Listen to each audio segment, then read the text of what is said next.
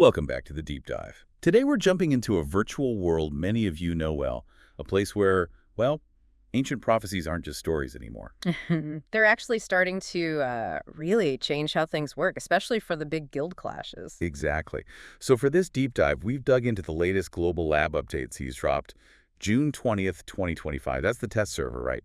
For that big game. That's the one. And our mission today is to sort of boil down all the important stuff for you. We're talking new content, some, much needed quality of life improvements, and those essential bug fixes too. Yeah, we want you to get a quick handle on what's new and really why it matters for how you play, whether you're running a massive guild or just exploring the world. We'll be focusing on what the patch notes tell us about this Doomcaller entity. Sounds dramatic. It does, and also some important changes to items, the UI, and even some strategic shifts in gameplay. So where should we start? Probably with the big one, Now right? let's do it. The headline grabber. The awakening of this legendary thing, the Doomcaller. Right. So the Doomcaller. It's described as a fearsome dragon. It's been part of the game's lore, prophecies, for a long time, and now it's here. Or, well, almost here. And it's not just another flying mount, is it? The notes emphasize it's more symbolic. Exactly. It's meant to be a symbol of power, of dominance, especially in those really high-stakes PvP scenarios. Okay, here's the part that caught my eye. It sounds incredibly exclusive. Oh, it is. The sources are clear. Only guilds that really prove themselves in the massive PvP battles specifically, Unlimited Conquest Wars and the War of the Roses, only they get the chance to ride this thing. So commanding a Doomcaller isn't just having a cool dragon. It's like a badge of honor, a visible sign that your guild is top tier.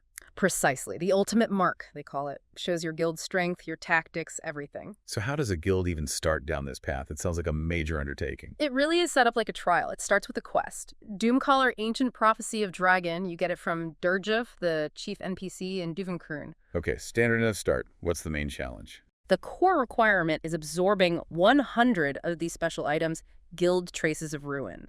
And you have to do this at a specific place, the Ominous Altar in Garmeth's Nest. 100. Okay, that sounds like a lot. How do you get these traces of ruin? That's where the PvT dominance comes in. If your guild, or the alliance you're in, wins in an unlimited conquest war. Those huge server-wide battles. Right. The leader of the winning guild gets 12 pieces. They come in a sealed item. 12 out of 100. Okay. What about the other big one, War of the Roses? Win that, and it's a bigger payout. The leader gets 25 pieces. So there's a faster route through the even more prestigious event. Exactly. And there's a note. If you win as part of an alliance, the items go to the leader of the Alliance Leaders Guild. So power concentrates at the very top. It definitely encourages participation in those specific high-end PvP events. No doubt. Now, beyond it just looking impressive, the Doomcaller actually does stuff in battle. It has unique abilities. Okay, this is interesting. Especially for those big wars. Yeah. How does it work? So primarily, it's for the defending guild in an unlimited conquest war. They can summon it, and it can rain down devastating flames, is the phrasing. Nice. Offensive power. And defensive, too. It can also give valuable buffs to allies nearby. Okay, let's break down those skills. What can it actually do? All right, first skill, Flames of Ruin. It attacks in a direction, does damage, obviously, but the key part. It hits enemies with a big debuff, reduces their damage reduction by 45, and evasion by 18%.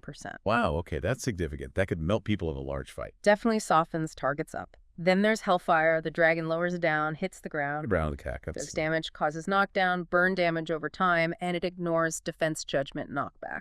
Oof, that's Wow. nasty. Crowd control, damage, and hard to resist. Yeah, a pretty potent combo. And then for supporting your own side, there's Roar of Ruin. What does that do? It also lowers altitude, flies forward roaring, but the effect is on allies below it. It boosts their Black Spirit's rage recovery by 2.5% for 30 seconds. So helping your allies build up their ultimate abilities faster. That's huge for coordinated pushes. For sure. The idea, according to the notes, is that these abilities will, shake things up, bring some new strategies, new excitement to conquest wars. You can see how. A defending guild could use it to break a siege or bolster a key defense point. Forces attackers to account for this massive aerial threat. Exactly. It adds a whole new layer. Now, managing this thing, there are logistics involved. Right. You can't just keep it forever, can you? No. You need the guild registration, Doomcaller item. You take that to a guild mount trainer, but the registration only lasts 14 days, then poof, it's gone. 14 days. So you have to keep winning to keep using it, Yeah, essentially. pretty much. Or at least keep earning those registrations. You can register up to 2 Doomcallers at once, which is interesting, maybe for different tactical roles. Maybe. And there were some name changes related to this. Yeah, minor thing, but Guild Stable Keeper is now Guild Mount Trainer, and Guild Stable is Guild Mount Management. They also increased the number of Guild Mount slots by 2, presumably for the Doomcallers. Gotcha. So how do you actually summon it in the field? You need specific guild permissions, Doomcaller Management Authority, and there's a new guild skill just for this, Declaration of Execution. Declaration of Execution. Sounds ominous. Fits the name, right? There's a key rule, though. If a regular Node War or Conquest War starts, any active Doomcaller gets automatically sent back. Ah, okay. So it's not for every war. Not for the standard ones. However, during an unlimited Conquest War, the defending guild can summon it using that special skill. That's its main combat role. And you can use it for just flying around, too, outside of war. Yeah, you can call it to your side using the normal mount UI, just like any other mount for travel. And speaking of travel, it's supposed to be better than the Twilight Wing, the previous top guild mount. Apparently, yes. Physically superior. The notes say 33% faster flight speed. Whoa, that's quick. Smoother stopping, too, which is nice.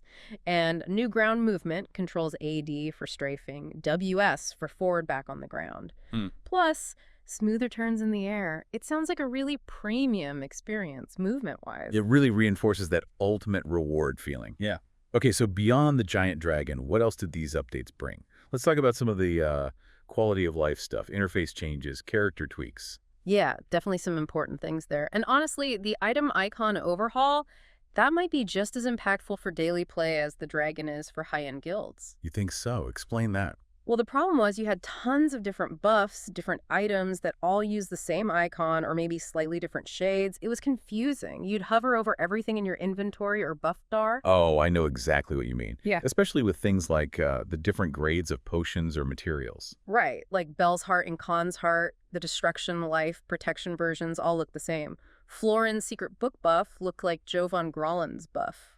And crafting materials. Sugar versus dark brown sugar. Different oils, waters, mushrooms. Kron coins and pirate coins. Platinum ore versus, say, silver ore processed items. They all kind of blended together. So what's the fix? Simple but effective. Unique icons for unique items and buffs. Now you can tell at a glance what's what. Bell's Heart variants. Different icons. Those buffs. Different icons. All those materials.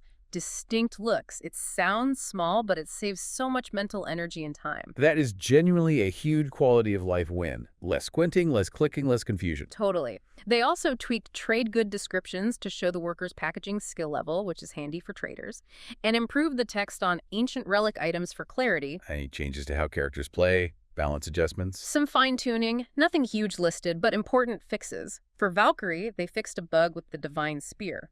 Ultimate combo. Sage got smoother evasion movement linking. Okay, smoother flow. And for Hasheshin, they removed some unnecessary skill locks on certain passive skills. Strong. Salvation of Sand, strong. Prophecy of Sand.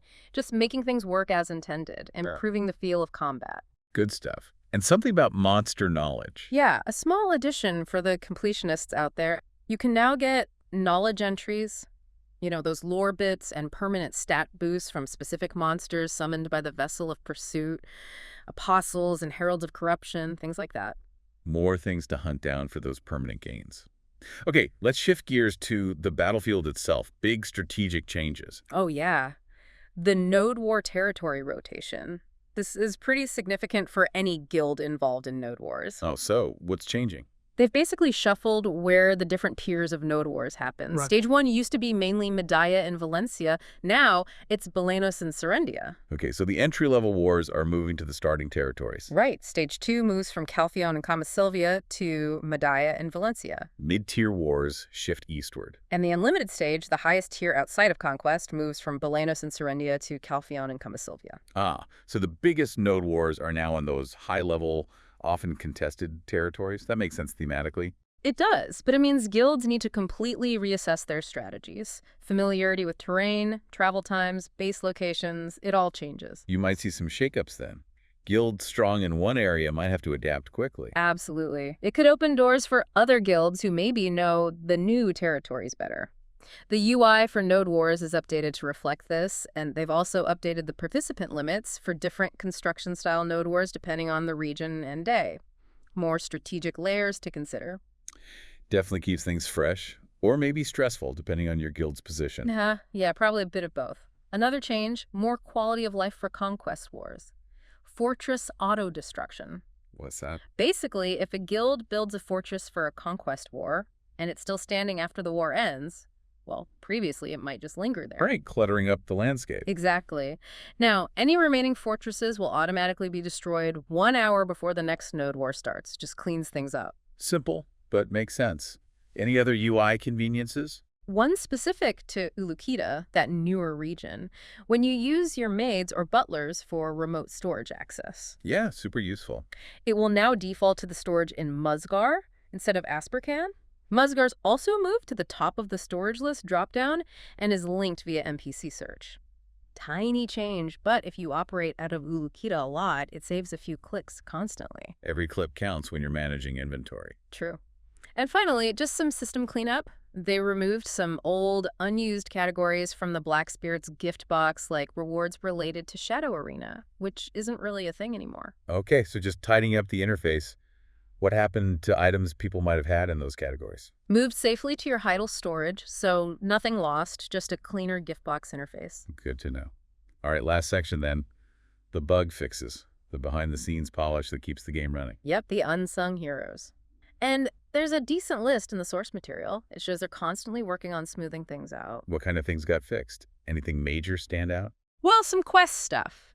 An NPC not disappearing correctly after the Bulgasol Wartime of Morning quest. That kind of thing can be confusing. Yeah, breaks immersion. Also an awkward character display during a cutscene in Baleno's Wolf of the Grassland. Little visual things. What about graphical glitches out in the world? Found a few fixes there too, like other NPCs sometimes appearing when you try to talk to Muzgar, the trade manager, some misplaced grass near Valencia Barhan Gateway, awkwardly placed rocks near Ulukita Turba Farm. Minor stuff, but it adds up to a more polished world. Definitely.